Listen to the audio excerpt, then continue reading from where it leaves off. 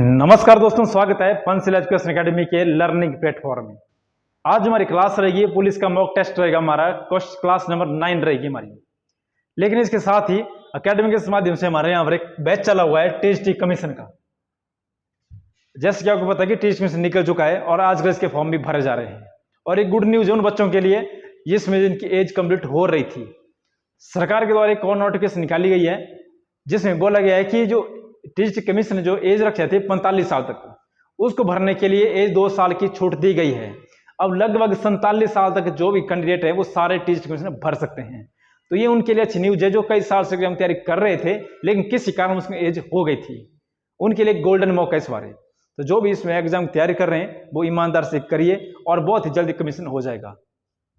और जो बच्चे हमारे यहाँ अकेडमी के माध्यम से जुड़ना चाहते हैं या अच्छी कमीशन की तैयारी करना चाहते हैं वो हमारे दिए गए नंबर से कांटेक्ट कर सकते हैं या आप अकेडमी विजिट कर सकते हैं। हमारे पास यहाँ लिमिटेड सिटी में होती लिमिटेड है। तो जो बच्चे यहाँ टीएसटी कमीशन की तैयारी करना चाहते हैं और जो चाहते हैं कि इस बार वो जरूर सरकारी अध्यापक के रूप में सेवा दें, वो हमसे कॉन्टेक्ट कर सकते हैं। तो चलिए क्लास स्टार्ट करते हैं आज की हम, जिसमें मॉक टेस्ट क्लास रहेगी हमारी 9 नंबर की। देखते हैं पहला सवाल क्या पूछेगा। यहाँ पूछे गाइड नामक पुस्तक के लेखक कौन है। एक किताब पूछी गई, ये गाइड। इसके राइटर पूछे गए कौन, इसके रविंद्रनाथ टैगोर, आर.के. नारायण, प्रेमचंद और चेतन भगत। हालांकि जो बच्चे पुलिस की तैयारी कर रहे होंगे उनके लिए बहुत ही आसान सवाल हो जाएगा। इसका जो आंसर हो जाएगा वो हो जाएगा R K. Narayan. Option number A इसका राइट आंसर हो जाएगा।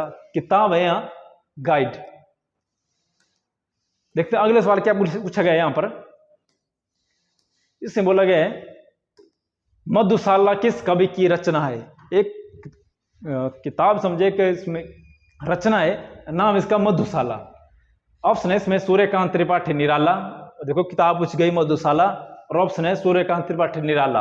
अगर हमने ना पढ़ी होती है और हम एग्जाम जाते तो हम तो लगा देते राइमिंग की, यह मधुशाला है और यह निराला। ऑप्शन नंबर 2 हरि राय बच्चन, राम सिंह दिनकर या जयशंकर प्रसाद। जिन बच्चों को इसका आंसर लग रहा है इसका आंसर ये हो सकता है वो हमें कमेंट के माध्यम से बता सकते हैं कि इसका आंसर क्या हो सकता है। मधुशाला किसकी रचना है। तो इसका जो राइट आंसर हो जाएगा वो हो जाएगा option number B, Harivansh Rai Bachchan. अब अगला सवाल पूछा गया यहाँ पर राजधानी से। इसमें पूछा गया कि नॉर्वे की राजधानी क्या है। एक देश है हमारा नॉर्वे, उसकी राजधानी पूछी गई है। हेलेस्की, ओस्लो, स्कॉटहोम या आ जाएगी इसमें कोपेनहेगन। पूछी गई इसमें किस देश की राजधानी, नॉर्वे। हेलेस्की, ओस्लो, स्कॉटहोम या कोपेनहेगन। तो इसका जो राइट आंसर है ये जाएगा हमारा ओस्लो। इसका राइट आंसर है ओस्लो। नॉर्वे नॉर्वे बिल्कुल ठंडा देश है जहां पर की बर्फ पड़ता है। और जैसे हम जाते कहीं बार बर्फ में तो घर वाले बोलते हैं कि ओस्लो चलो, तो गिर जाओगे कहीं, क्योंकि बर्फ में क्या होता है कि तुम स्किट हो जाते पाँव। तो वैसे याद रखना इसकी नॉर्वे की राजधानी ओस्लो, और नॉर्वे में क्या पड़ता है, बर्फ पड़ता है।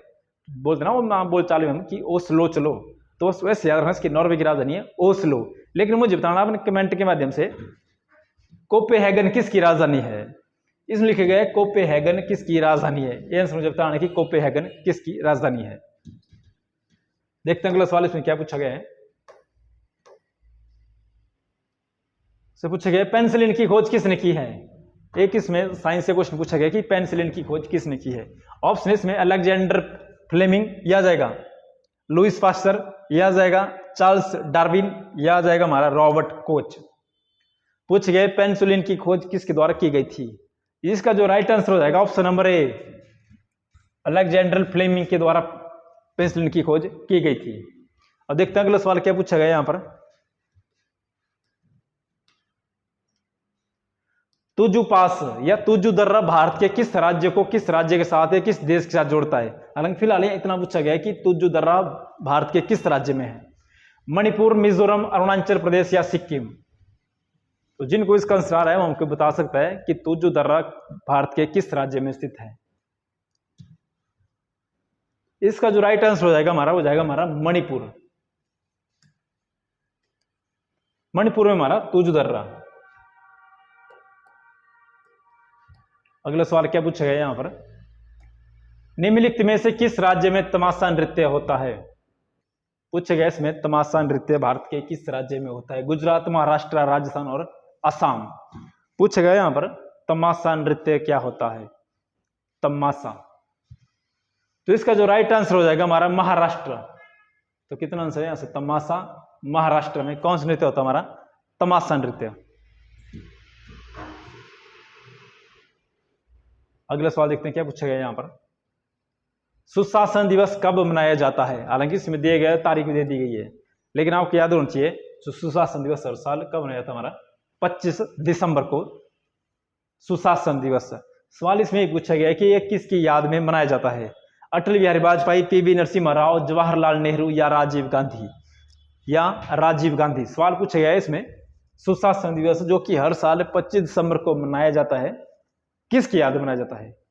अटल बिहारी वाजपेयी, पीवी नरसिम्हा राव, जवाहरलाल नेहरू या राजीव गांधी? तो इसका जो राइट आंसर हो जाएगा ऑप्शन नंबर ए इसका राइट आंसर है। लेकिन मुझे बताना है कि राजीव गांधी जी की याद में कौन सा दिवस मनाया जाता है?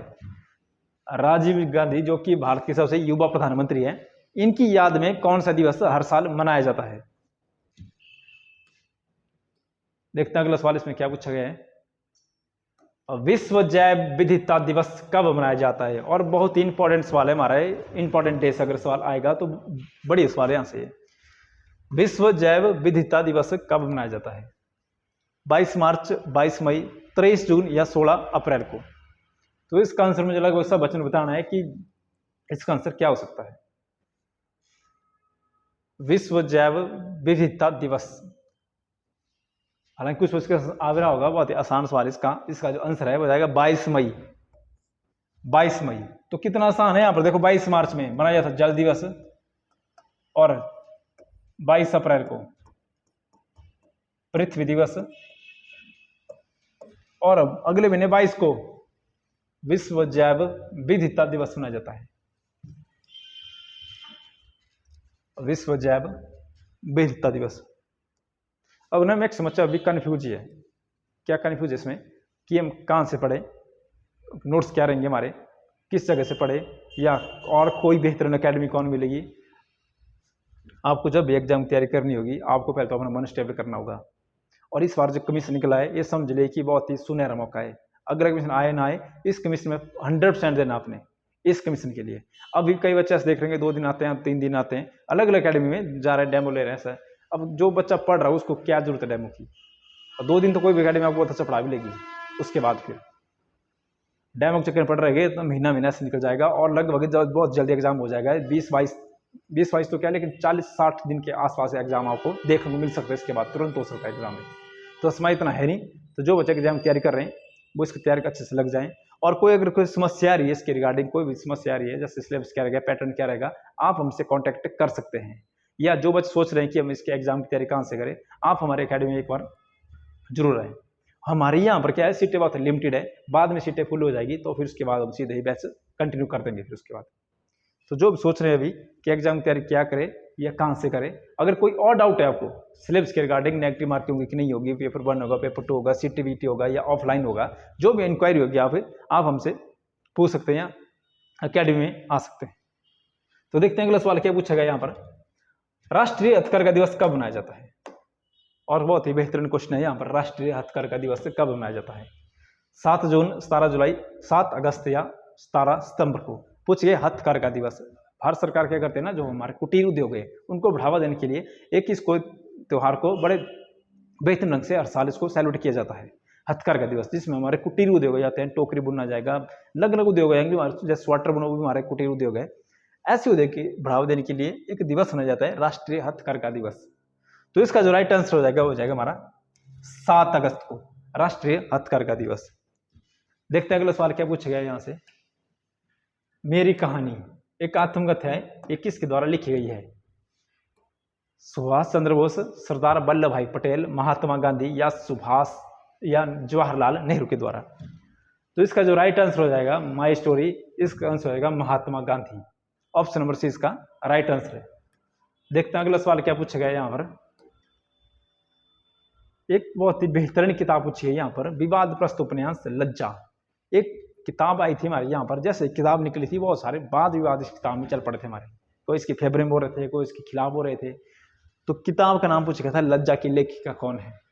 एक हमारे हिमाचल में किताब बनती है लाजो, जो कि शांता कुमार जी के द्वारा लिखी गई है। लेकिन ये नहीं लाजो, ये क्या है, यहाँ पर यहाँ दिया है लज्जा।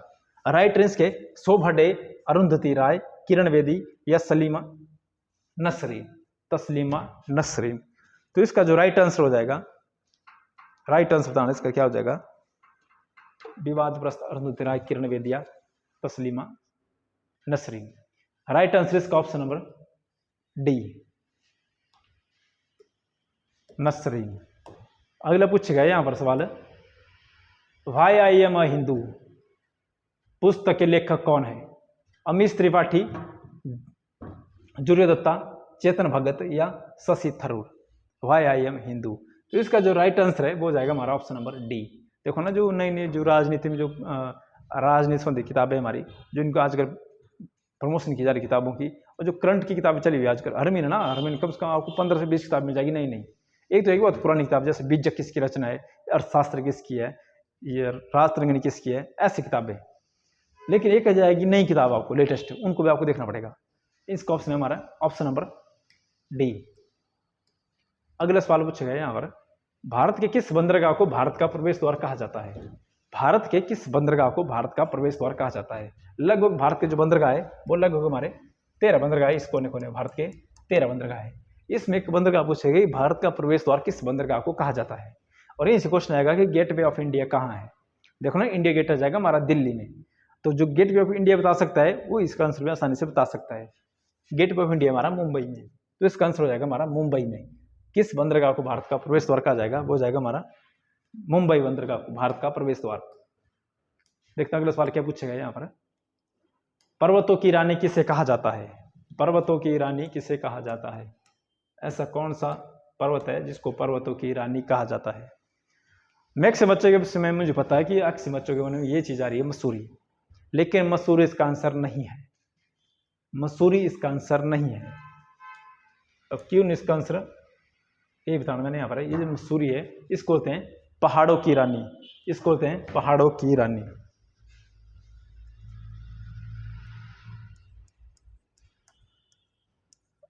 पहाड़ों की रानी ये कहते हैं किसको हम, मसूरी को, जो कि उत्तराखंड में है। लेकिन सवाल इसमें पर्वतों की रानी किसे कहते हैं, कंचनजंगा, शिमला या दार्जिलिंग। तो इसका जो राइट आंसर हो जाएगा हमारा, वो जाएगा हमारा ऑप्शन नंबर बी, कंचनजंगा, जो कि हमारे सिक्किम में भारत की सबसे ऊंची चोटी भी कंचनजंगा ही है हमारी। दार्जिलिंग ये जाएगी हमारी पश्चिम बंगाल में, पश्चिम बंगाल की जो पहाड़ियां हमारी दार्जिलिंग की पहाड़ियां। लेकिन पर्वतों की रानी कौन रहेगा हमारा, कंचनजंगा, और पहाड़ों की रानी रहेगा हमारा मसूरी। जैसे देवभूमि राज्य वो जाएगा हमारा उत्तराखंड, और देवभूमि घाटी जाएगी हमारी कुल्लू घाटी। बिल्कुल वैसे मिलजुल जुलता क्वेश्चन है यहाँ पर ये भी। तो ये थी आज हमारे आज की क्लास। जो बच्चे एग्जाम पुलिस तैयारी कर रहे हैं अच्छे से, वो अब स्ट्रेस ना लें, कोई नई चीज़ ना पढ़ें, जो भी करवाया गया उसमें थोड़ा सा विश्वास करें और बार बार चीज़ों को रिवाइज करें। अब मैक्सिमम बच्चे इसमें डिप्रेशन में जा रहे हैं कि सर जितना नज़दीक एग्जाम आ रहा है तो पिछले भूलना शुरू हो रहा है, भूलना शुरू होगा, क्योंकि आप अब नई नई चीज़ें सर्च कर रहे हो, नई नई चीज़ें पढ़ रहे हो, नई नई चीज़ों को देख रहे हो। जो भी आपको सिलेबस दिया है उसको डेली क्या कहना, पूरा पूरा रिवाइज किया करना, चाहे मैथ का हो जाएगा, इंग्लिश का हो जाएगा, रीजनिंग हो जाएगा, करंट अफेयर हो जाएगा, और एचपीजी के और इंडिया जीके, इनको पूरे दिन इसको पूरे सिलेबस को देखा करना और हर सिलेबस इसमें रिवाइज किया करना। इसके द्वारा आपको कुछ से भूलना कम हो जाएगा। हालांकि मैक्सिमम बच्चे इस वक्त बहुत ही डिप्रेशन में चले जाते हैं कि मतलब याद हो रहा है, आपको जो भी याद पढ़ रहे हो आप वो याद हो रहा है आपको, वो अलग चीज़ है कि आप फिलहाल भूल रहे हो। जब आपको 4 ऑप्शन देखेंगे तो आपको वो चीज़ सारी याद आ जाएगी। तो इसके लिए जरूरी है कि आप जो पूरा सिलेबस दिया गया है उसको ध्यान से एक बार फिर से पढ़ें। मिलते हैं अगली वीडियो में, तब तक के लिए जय हिंद।